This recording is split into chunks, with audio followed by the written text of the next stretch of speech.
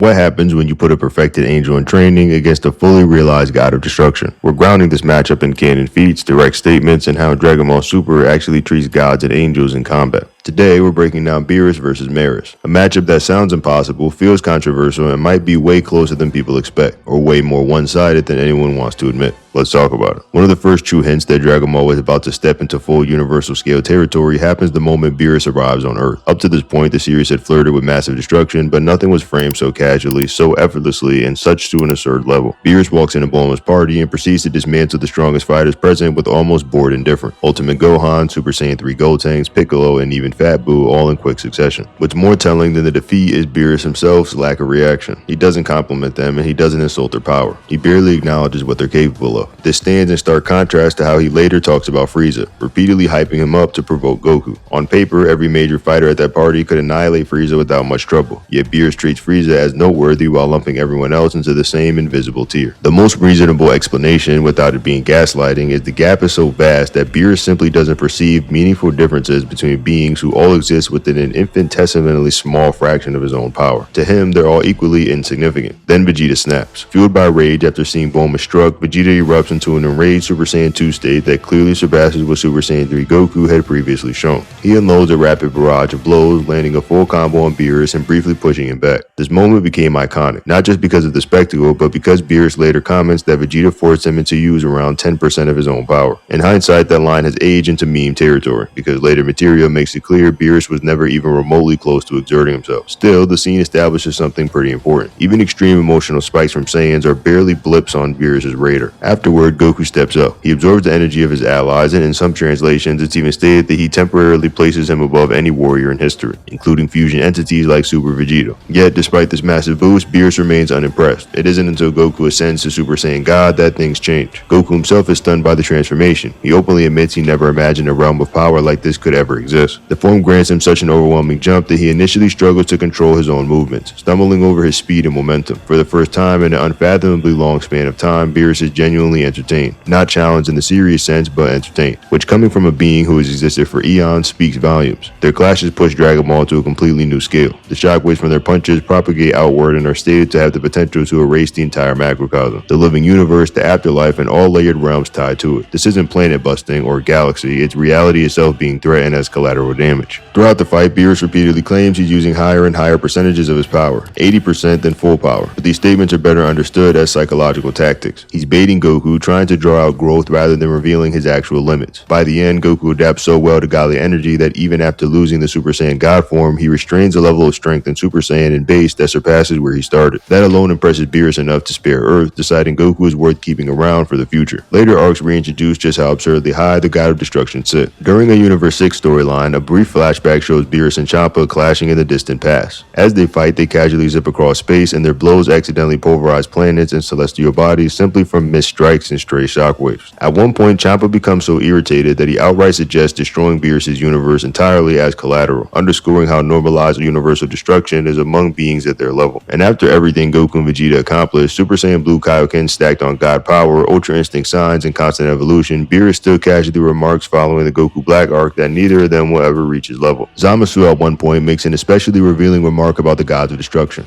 signaling out Beerus as the most problematic among them. That choice of words isn't random. Out of all the destroyers, Beerus is the one Zamasu is most eager to eliminate, which immediately implies that Beerus represents a unique kind of obstacle. Whether that assessment is rooted purely in raw power, strategic thinking, or a combination of both is open to interpretation, but the story repeatedly leans toward the idea that Beerus isn't just strong, he's dangerously perceptive. Throughout Dragon Ball Super, Beerus constantly demonstrates a level of awareness none of the other gods seem to match. He's the only god of destruction who seriously investigates Zamasu's activities early on, eventually taking direct action to erase him before the situation escalates further. That alone puts Beerus in a different intellectual bracket from his peers. It's not simply that he can fight, he actually pays attention to patterns, motives, and long-term consequences. The series also sprinkles in moments that further evaluate Beerus' standing. Both the manga and anime give him standout showings, including clashes involving Vegeta's Master Super Saiyan Blue and other high-end demonstrations that quietly reinforce the idea that Beerus exists far beyond Saiyan's current ceiling. The moments often fly under the radar because they're brief, but they're intentional. One of the strangest yet most revealing encounters happens in Dragon Ball Super episode 69, when Beerus crosses paths with the Raleigh from Dr. Slump, Akira Toriyama's earlier gag manga. Arale is a character whose entire existence revolves around absurd, reality-breaking, comedic logic. She can ignore physics, distort reality, and leap across narrative boundaries, potentially loop through time or story layers without consequence. Characters like her are typically untouchable by conventional power systems. And yet, Beerus is able to threaten her with Hakai. That alone is staggering. Hakai isn't just destruction in the physical sense, it's erasure. The implication is that Beerus' authority and technique can override even meta-style, gag-based existence. In other words, his power doesn't merely operate within the rules of Dragon Ball, it can enforce rules on things that normally don't follow any. Then comes the Zen exhibition match, essentially a proto-tournament of power featuring only the gods of destruction. Rather than neat one-on-one bouts, it's structured as a massive free-for-all. From the very start, Beerus is placed at a disadvantage. Multiple gods immediately target him, largely because of personal grudges and long-standing rivalries. He's effectively jumped. Despite this though, Beerus holds his ground. He begins evading and counterattacking with movements strongly reminiscent of Ultra Instinct. Not the polished angelic version, but a rough, instinctive driven form that allows him to slip past blows and strike with extreme efficiency. At one point, he even manipulates positions so that other gods of destruction end up hitting each other instead of him. Eventually, the brawl escalates when Belmont stops pretending to be incapacitated and reveals he's taken no real damage at all. From there, the chaos thins the field, only a few remain. It's essentially Beerus and Quitella standing at the top. What makes this especially meaningful is Quitella's reaction. He openly states that he expected Beerus to be among the last ones standing. That matters because Quitella was one of the primary investigators behind turning the gods against Beerus in the first place. Even while plotting against him, Quitella still acknowledges Beerus as a top-tier threat. Another subtle but important layer is Beerus' combat philosophy. Unlike angels, Beerus doesn't embody true Ultra Instinct in its purest form. His mindset aligns closer to something like Ultra Ego, leaning into destructive intent, dominance, and willpower rather than emotional emptiness. If that's the case, then this pseudo Ultra Instinct-like feats during the exhibition match may actually be nerfed expressions of his overall potential and not his peak. When Merus is first introduced, the story frames him as something far beyond a standard Galactic Patrol officer. He casually subdues Goku and Vegeta in their base forms, restrains them, and teleports them to the Galactic Patrol headquarters without either of them being able to properly react. That alone is an absurd showing when you consider where Goku and Vegeta should be at this point in the story. All the way back at the very beginning of Dragon Ball Super, both Goku and Vegeta had already surpassed Super Saiyan God and absorbed that level into the power themselves. The same God tier clash that was stated to generate shockwaves capable of threatening all of Universe 7, a macrocosm that contains multiple universe-sized realms layered together. Since then, they've grown exponentially stronger through the Tournament of Power and continued evolving afterward. Fought and adapted against Broly and were actively training again shortly before Merus restrains them. So when Merus handles them effortlessly, it immediately places him on a level far beyond what any normal mortal should be capable of reaching. Later, Merus is shown using specialized Galactic Patrol technology capable of restraining a healthy Moro, even after Moro had absorbed energy from Goku and Vegeta in their god form. The restraints don't completely hold him forever, but the fact that Merus possesses tools and composure to interact with someone at that level further separates him from conventional fighters. Things escalate even further when Goku realizes Merus has been holding back and challenges him to spar. During their exchange, Merus constantly stays ahead of Goku even as Goku climbs all the way to Super Saiyan God. The gap is so evident that they're forced to move the fight elsewhere to avoid destroying the Galactic Patrol ship. It's not portrayed as a close contest either. Merus is clearly in control the entire time. Recognizing this, Goku asks Merus to train him, and he agrees. Throughout that training, it becomes clear that Merus can use Ultra Instinct, and not just in a rudimentary way. He wields it with far better control and consistency than Goku does at that point. Soon after, the truth about Merus is revealed. He's an angel in training. This revelation comes with a critical distinction. Merus possesses two layers of power. One is his mortal level power, which he normally operates under, and the other is his true angel power, which he's forbidden to use. This restriction is enforced by Whis since angels are not allowed to directly interfere in mortal affairs using their full abilities. With that context, everything we saw earlier takes on a new meaning. Merus subduing Goku and Vegeta, outlasting Super Saiyan God Goku, and demonstrating superior Ultra Instinct control, all of it was accomplished without him tapping into his angel power. Later, when Moro absorbs 7-3 and reaches a critical threshold, Merus finally returns to the battlefield. He evacuates everyone to safety so quickly that most of them don't even realize what happened until it's already over. He then engages Moro 7-3 directly and performs better against him than Ultra Instinct Omen Goku did. His movements are cleaner, his dodge is sharper, and his pressure is more consistent. Eventually, Merus makes the forbidden choice. He uses his true angel power to completely overpower Moro's copied abilities and seal them away. The cost of that decision is his existence, as breaking angel law results in Merus being erased. Now, it's important to first establish what Merus actually is within the hierarchy of the Dragon Ball cosmology. The Grand Priest directly states that Merus is an angel in training, which means he's not on the same level as a fully realized angel such as Whis or Vados at this point in the story. This distinction matters a great deal because it confirms confirms that not all angels exist at the same tier of power. This idea is reinforced later during the Granola arc when Whis explains that his command over Ultra Instinct is greater than Merus. In return, it's also implied that the Grand Priest possesses an even higher level of mastery over Ultra Instinct than Whis himself. All of this clearly establishes that there are multiple layers and degrees of power even among angels. Because of that, the simple logic of Merus as an angel, therefore he must automatically be stronger than Beerus as a god of destruction, does not hold up. A similar structure exists among the gods of destruction. Some characters are explicitly described as being in training for that role, such as Topo, despite gaining god of destruction power. Topo never claims to be stronger than his own god of destruction when he praises Jiren, which strongly implies that he has not yet reached that true level. Beerus also supports this tiered system.